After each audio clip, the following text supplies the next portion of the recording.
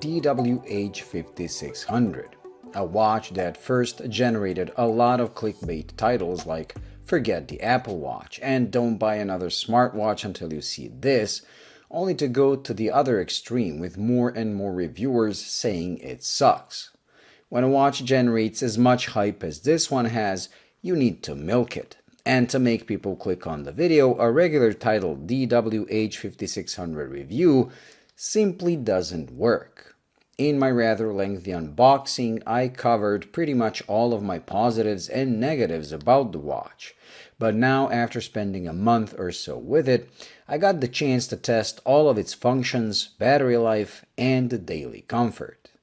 I can tell you right off the bat, this is not an Apple Watch killer, or any smartwatch killer, simply because an average smartwatch user will find its functionality limited, the user interface unintuitive, for some even complicated, and laggy.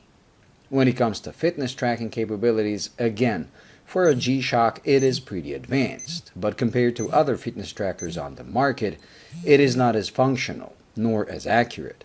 I used it together with my Huawei Watch Ultimate during my walks and workouts, and the measurement difference of heart rate, calories burned, steps made, and distance covered was up to 15% between the two watches. Since I track my calorie intake and measure my heart rate the old school way, I can confirm the Huawei was the accurate one, and the G-SHOCK was showing bigger values than they were, which makes these advanced functions more a gimmick than an actual tool. Where this has smartwatches and fitness trackers beat is the fact it is a G-SHOCK, meaning you can use it, abuse it, throw anything at it, and it will survive whatever you survive. And battery life. If you have every advanced function turned on 24/7 and you wear the watch 24/7, you can expect a week to about 10 days before the battery needs charging using the cable, as solar power alone won't do it. However, just by turning constant heart rate measurement off or toggling it to be on only during actual workouts and other activities makes the solar power alone enough to keep the watch charged. Or not wearing it 24/7 will also do the trick, as even with everything turned on, the watch disables HR monitor and Bluetooth connection when it senses it is not on your wrist for a while, allowing it to recharge. So if you have a couple of watches in your collection and rotate between them, you won't have to charge this using the supplied ugly clip-on cable. But what if you're a G-SHOCK lover and collector, not a typical smartwatch user? Well, then things get better for this watch. It is one of the best G-SHOCK releases in quite some time, despite the stupid decision Casio made of not giving us a decrease value button anywhere, something I extensively complained about in the unboxing. So if you're completely old school and don't want to connect it to your phone at all, there are other G-SHOCKs out there that are better and more user-friendly. But if you do connect it, this becomes one of the best G-SHOCKs ever. Not only do you have the usual G-SHOCK functions, but the app allows you to rearrange them to your liking and even disable any of them to not even show up on the watch. On top of that, the interval timer on this is more useful and more advanced than any countdown timer ever put on any G-SHOCK so far.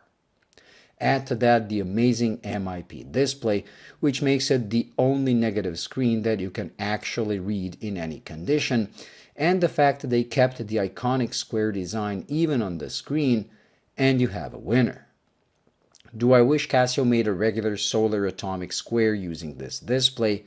Yes, but I won't cry if they don't, as you can customize this to be as stupid as an F91W, while being self-charging and having an amazing display and backlight, that for the first time actually stays on for 5 seconds, even if you press other buttons.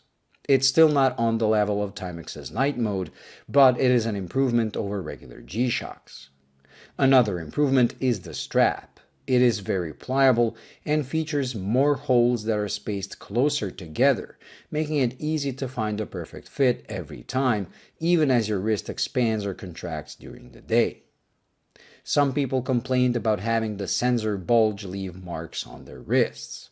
I had no such problem despite wearing it both tight and loose, which makes me believe they over-tightened their straps for the already mentioned "it sucks" narrative, or they have very sensitive baby skin.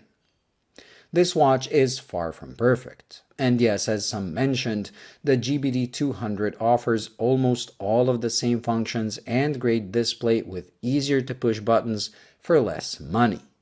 But I had the GBD200 and didn't like it. It just didn't capture the essence and soul of G-SHOCK square design. Whenever I looked down at it on my wrist, it just felt meh. While this makes me feel the way my DW-5000 does, like I'm wearing an evolution of the 1980s G-SHOCK with modern tech.